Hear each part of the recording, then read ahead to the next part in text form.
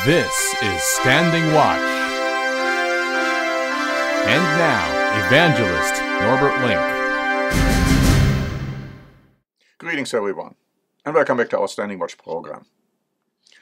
Will the relationship between the United States and Europe, which is right now not that good, substantially improve? Will it get better? Now, many hope that that would be the case because of the new administration in the United States.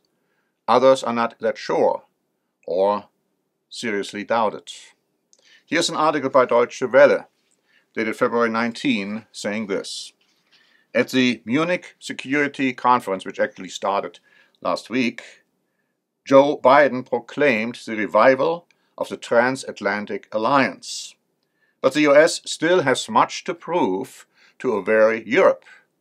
Biden is well aware that on neither side of the Atlantic are citizens longing for a restoration of a Western order in which the US led and Europe followed.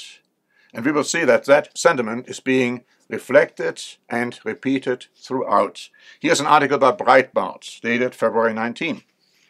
Biden specifically promised to work with European leaders, including his good friends and outstanding leaders like German Chancellor Angela Merkel. Biden said he appreciated a whole Europe united under the European Union and spoke about their goal to unite against global competitors like Russia and China. But the mass circulated newspaper and magazine Focus in Germany had a slightly different take on that. They asked the question why Merkel responded so emotionless and indifferent to Biden. And then they continued, many conflicts between the United States and Germany remain. And that is exactly what other articles point out as well. Yahoo News republished an article by the Los Angeles Times, and the following was stated on February 19. The president faces a hard job persuading allies, many of whom have emerged from the Trump years nervous about U.S. reliability. Allies' skepticism about U.S. reliability was evident Thursday in remarks from French President Emmanuel Macron. He renewed his call for European strategic autonomy from Washington, diverging from Biden's support for a return to reliance on NATO. I am a defender of European sovereignty, of strategic autonomy, Macron said in an interview with the Financial Times. Europe cannot delegate its protection and the protection of its neighborhoods to the United States. And then the article went on to say, such splits between Washington and Europe may become even more visible if Biden pushes NATO members to take a more confrontational stance toward Beijing and Moscow. Many European governments favor less confrontational approaches to both countries. So in other words, they don't want to choose. They don't want to have confrontation with those countries to please Washington. They'd rather displease Washington in order to have no confrontation, or not that much, with China and with Russia. And now the dream of the European army becomes very well an issue in the forefront of European governments and the people. MSN wrote on February 18. Macron's position for a European army was underlined by the French Minister for Europe earlier this month. In remarks which have likely raised eyebrows in the new administration of Joe Biden, the French minister appeared to take a swipe at the new US president and question the USA's commitment to Europe. He said, the Americans want to do less for European defense, the French want to do more for European defense. I think that's the big European project for the years to come. Our European partners are close to this path. Express added on February 19.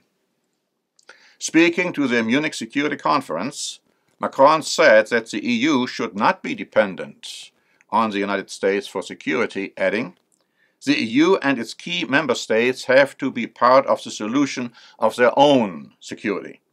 The US has become a Pacific power which is mainly looking at China and Asia. In a way, he's saying they're not that much interested in Europe. And in the past, as we know, Macron has been talking about a real European army. He said that's a must in order to be able to defend against Europe's enemies. And then he listed Russia, China, and he said, and perhaps even the United States. Express wrote on February 23, an EU army has long been contemplated in the bloc. In a boost to the EU's plans, now listen, two-thirds of those surveyed in a poll from the European Council on Foreign Relations think tank were supportive of a European-level defense force. That has never been the case before. Two-thirds. It goes on to say, this comes in response to many within the poll claiming they could not rely on Washington as a strategic ally. When asked on their opinion on the EU's security partnership with the United States, just 10% viewed the US as a viable partner. 67% across all countries believe their own country could not rely on the United States. Now that's a huge percentage. And the countries polled were Denmark, France, Germany, Hungary, Italy, Netherlands, Poland, Portugal, Spain, Sweden, and Great Britain. 11. But of course Great Britain isn't even part of the EU anymore. And so, on February 12th, the Middle East Monitor wrote about Europe's new identity. And I want to bring that to your attention as well, because it goes hand in hand with what I have already told you today. Despite the long-awaited political change in Washington, with Democratic President Joe Biden now safely in the White House, Europe is unlikely to resume its previously unhindered reliance on its transatlantic partner. Statements from Europe's political elites in recent years suggest a massive rethink among European governments regarding their definition of the relationship with Washington, an alliance that ran the world for decades. In an unprecedented statement in May 2017, German Chancellor Angela Merkel articulated the massive shift in Europe's new political outlook when she said, "The times in which we could completely depend on others are, to a certain extent, over." In that momentous speech in Munich, Germany's strong leader signaled the beginning of the end of the reliance on the US and Britain. The EU will have no patience with any US ultimatum to choose between Washington and Beijing, the article went on to say, and then they concluded. The next few years should be enough for Europe to determine its new identity without Britain and without relying on American guidance and leadership. It will redefine itself despite the political shift in the United States. And so, as we have told you for many, many years, as the Church of God has told you for decades, almost for a century by now, there's going to be a strong Europe with a very strong and mighty European army, and this united Europe, consisting ultimately of 10 nations or groups of nations, will be in a collision course and on a collision course with both the United States and Great Britain. And it ultimately will lead to World War III, believe it or not. This is prophesied in your Bible.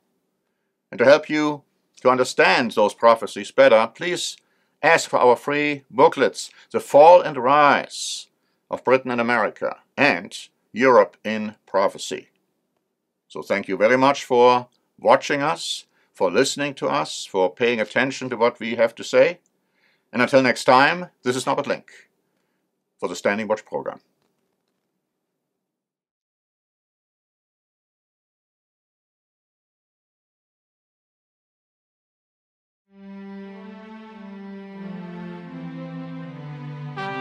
Standing Watch is a presentation by The Church of the Eternal God, P.O. Box 270519, San Diego, California 92198. More information is also available at our website, eternalgod.org.